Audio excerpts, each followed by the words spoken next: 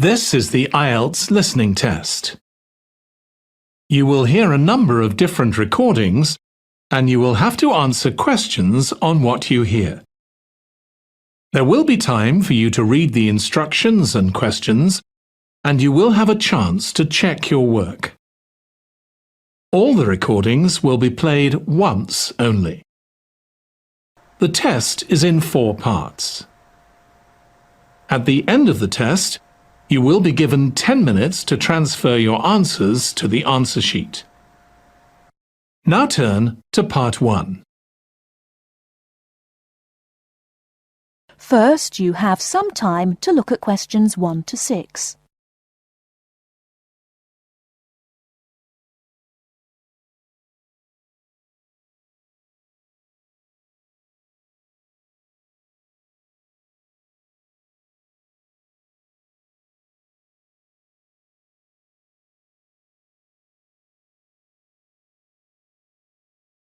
You will see that there is an example which has been done for you. Hello, my name is Dave Burns, and I'm here to tell you about the welcoming party we're having for new students. Unfortunately, the information on your invitation is inaccurate. We didn't have enough time to print new invitations, so I'll have to ask you to make changes. To start with, this isn't a welcoming lunch, it's a dance party. However, the next line is true. The party will be held at Blackwell House. Is everybody comfortable with that?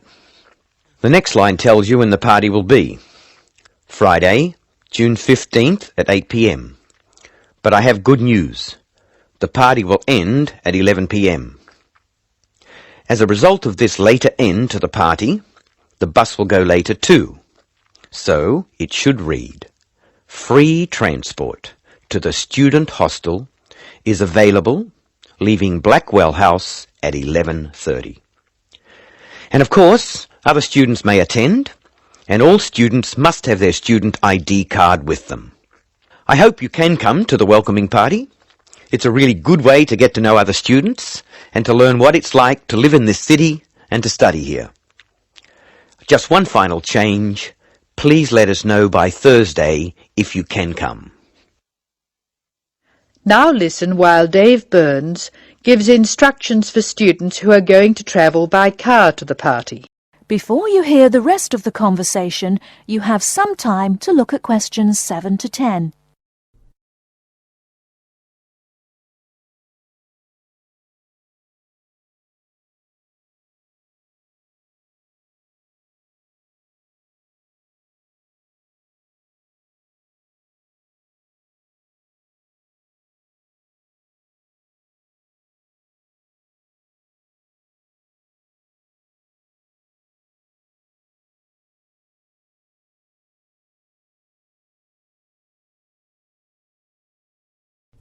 Now listen and answer questions 7 to 10.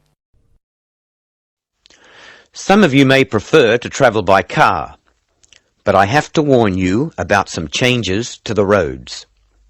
You will find there is a lot of new road work on Smith Street.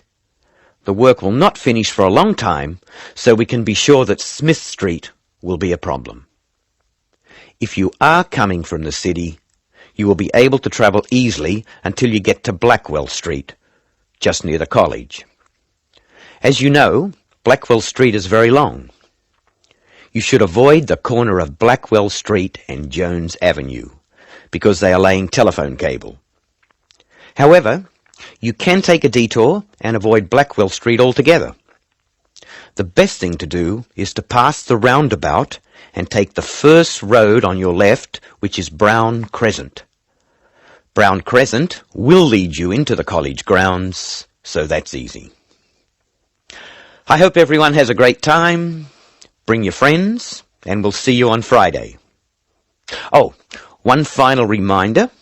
It's best to use the side door. The front door may be locked at 7, so come to the side. See you on Friday. That is the end of part 1.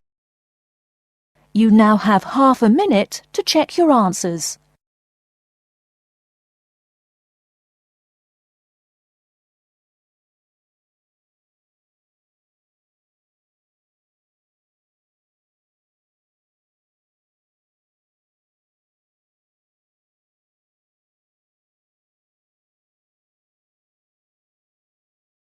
Now turns to part 2.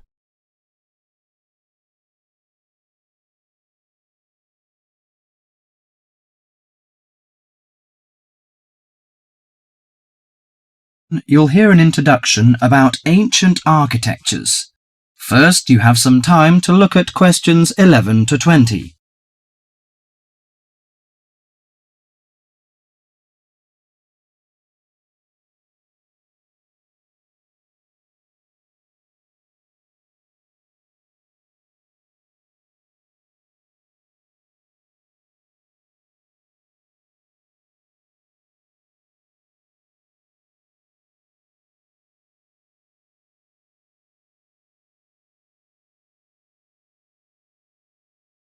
Now listen carefully to the tape and answer questions 11 to 20. The architecture of the ancients often reflects the ideas and beliefs of that time. Some of the ancient structures can give us a glimpse into the minds of the people who built them. Now Professor Francis is going to talk to us about ancient architecture. No story is more interesting or impressive than the story of architecture, and in particular the activities of human beings in the art of building. Let's have a look at this in some detail. Did you ever visit the pyramids? Look at this picture, please. The pyramids in Egypt are true wonders of the ancient world.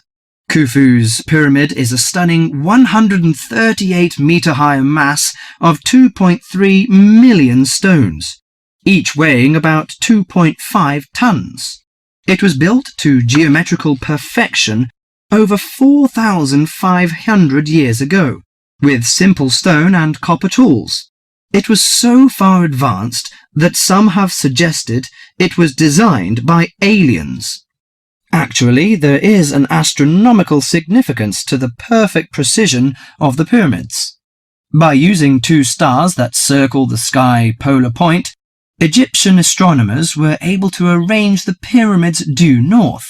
This was done because they believed the king's afterlife and the stars were closely related. They believed their pharaoh, that is, their king, had been transformed into another living being, a light in the sky in contrast to the darkness of death. Okay, now let's look at another picture. On this picture is Athens' ancient Parthenon. It is an immense columned temple, built almost entirely of marble. Athens' ancient Parthenon is a perfect model of classic Greek architecture. It was built to honor Athena, the goddess of wisdom. Therefore, it includes the ideals of logic and reason in its design. Built in the 5th century BC, the Parthenon is made up of almost 140 columns. The Greeks associated the columns with the virtues of a human being: strong, orderly, proud, and beautiful. The height and width of the Parthenon are designed with the rational logic of geometry. The upper diameter of each column is a bit narrower than its base. It bulges slightly in the middle and slants inward. This kind of optical illusion makes the columns appear more graceful and thus more beautiful. The Parthenon also symbolizes democracy. Each column supports the entire structure, just as each person contributes to the government. It symbolizes that Athens' government is democratic. Finally, I am going to introduce the Roman Colosseum, a large oval structure for public sports events, entertainment, or assemblies. The Roman Colosseum displays the practical nature and political thinking of Romans. The Colosseum was built in 80 AD, when, throughout its vast empire, Romans' population and wealth were growing. It was necessary for politicians to entertain the people in return for their support. Gladiators would battle wild animals, and even one another in order to entertain the bloodthirsty crowds. Constructed with tons of marble, the Colosseum stood 48 meters high. It has the capacity to hold up to 50,000 spectators. Spectators sat on the lower 3 levels, surrounded by towering roofed passageways. On hot days, a cover suspended from the top story provided shade from the sun. Ancient architecture gives us a sense of the different societies that build these amazing monuments. Through it, we can imagine what life was like when those civilizations were flourishing. That is the end of part 2.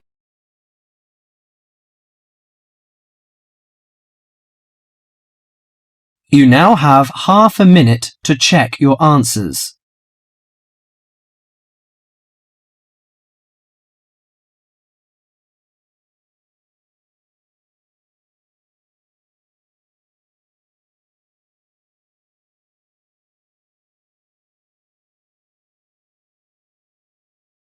Now turns to part 3.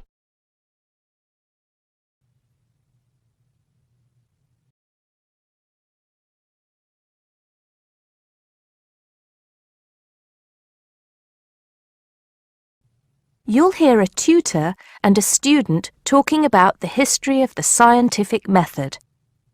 First, you have some time to look at questions 21 to 25.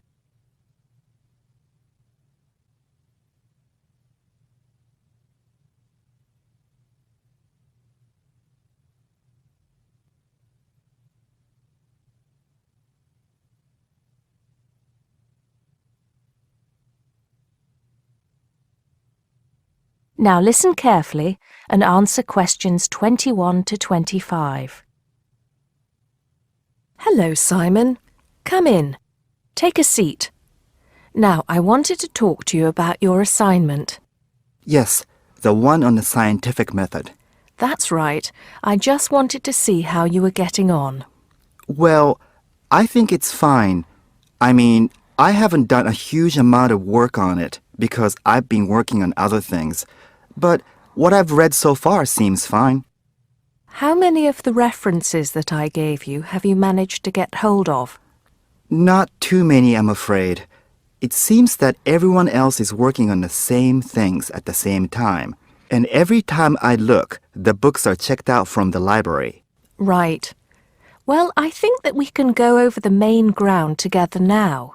That way, even if you don't manage to go through all the references in detail, you'll still have an overview. What has helped you most so far? I've managed to have a look at 3 of them. I thought that Johnson made some good points, but it was hard to follow the line of her argument. Bradman was simple and straightforward, and I felt as if I got a lot out of that. I wish I could say the same for Whittaker. To be honest, I didn't get very far with that. Okay, that's more or less what I'd expect.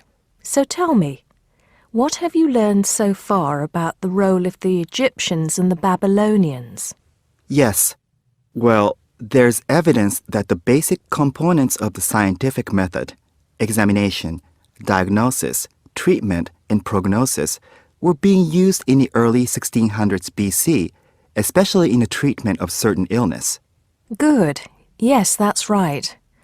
And the point, of course, is that that represented a considerable advance over relatively simple, non-empirical approaches, which usually attributed anything unknown to the actions of the gods, etc. Of course, the Egyptians and Babylonians did this as well, but what we see emerging here is a willingness to base opinion on systematic study of the real world, which is at the root of the scientific method. I see. Right, yes. And then that reappears later. Yes, although don't get carried away with the idea that it was a simple process of development.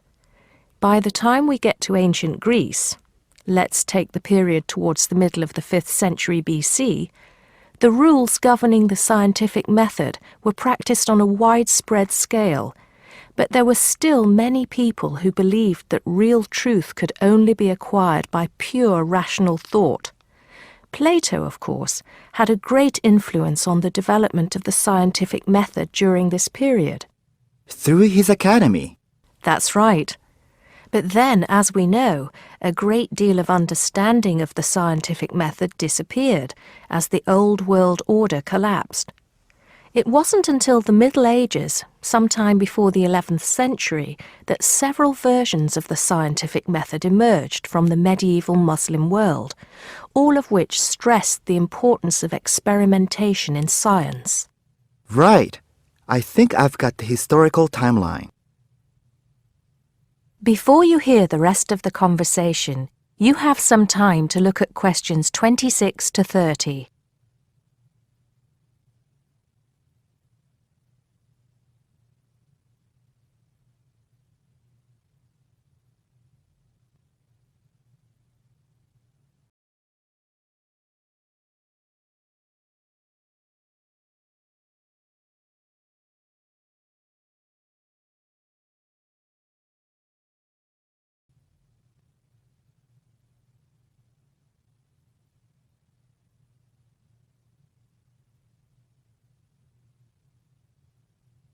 Now listen and answer questions 26 to 30.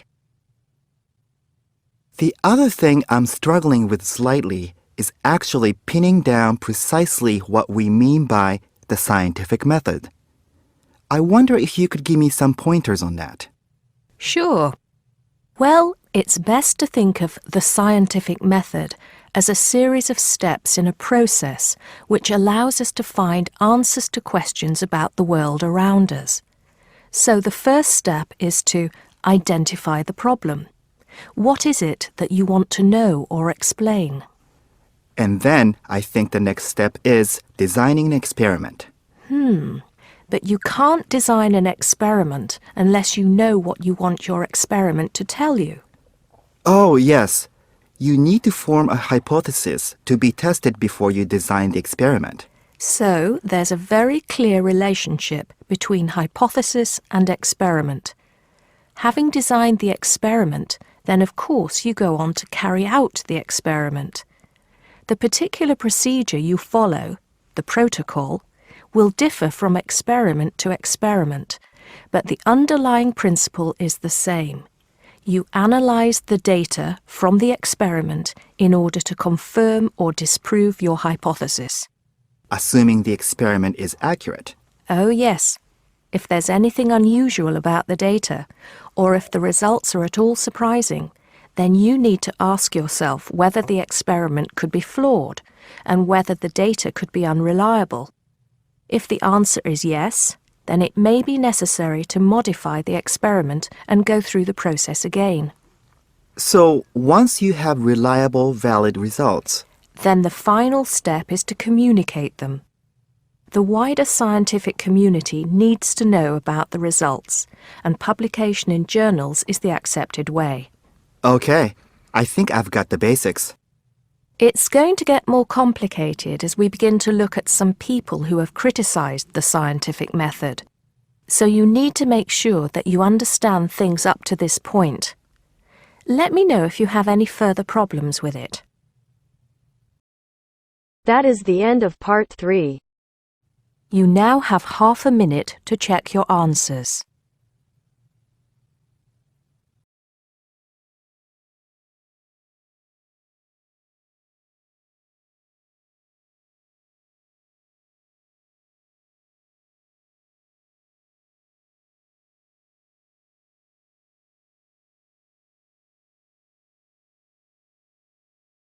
Now turns to part 4.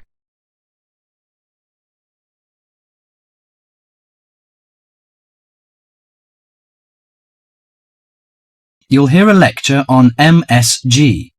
First, you have some time to read questions 32 to 41.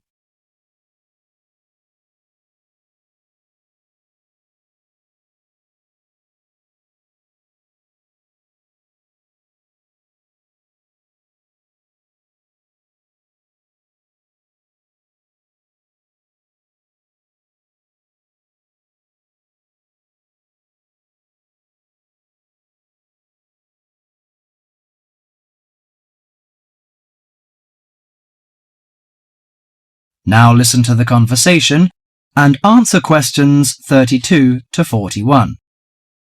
You've probably noticed that MSG appears regularly among the ingredients of your favorite foods.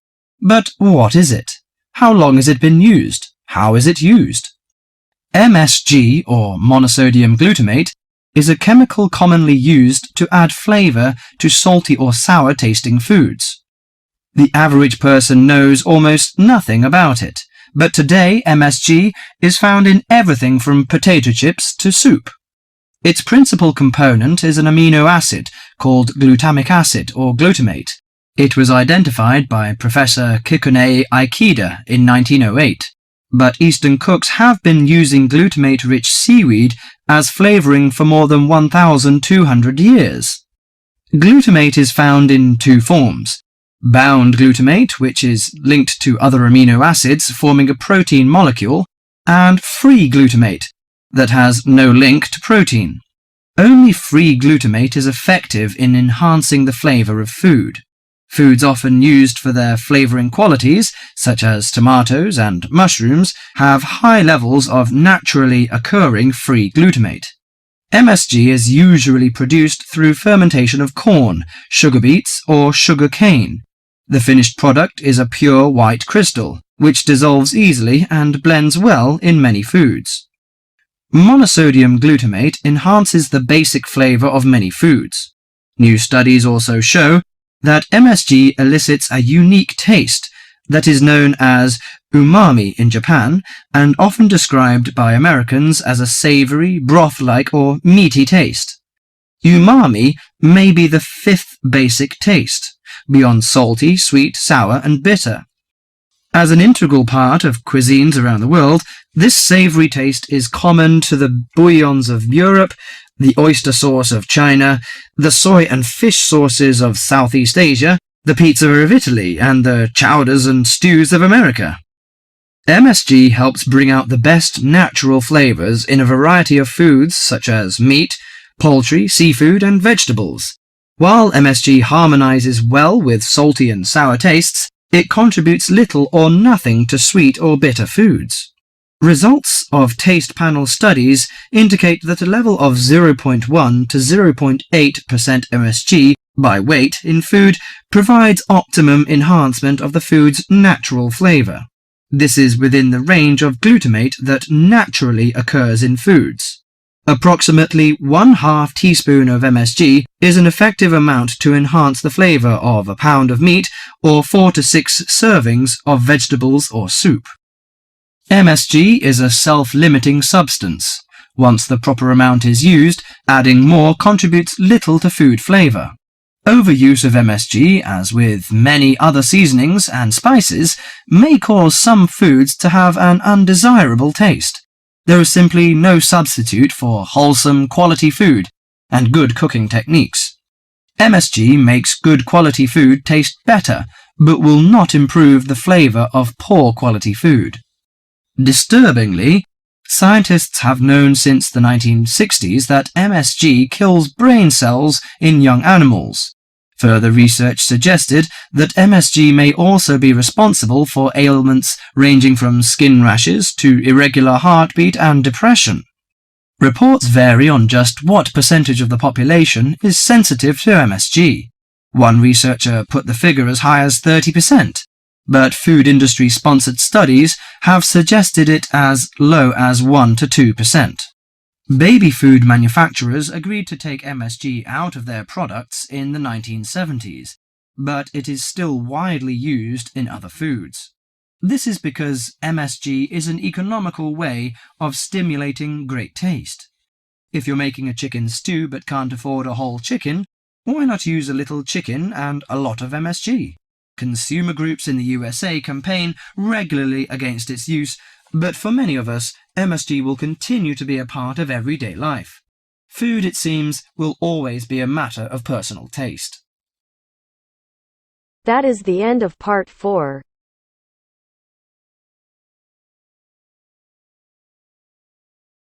You now have half a minute to check your answers.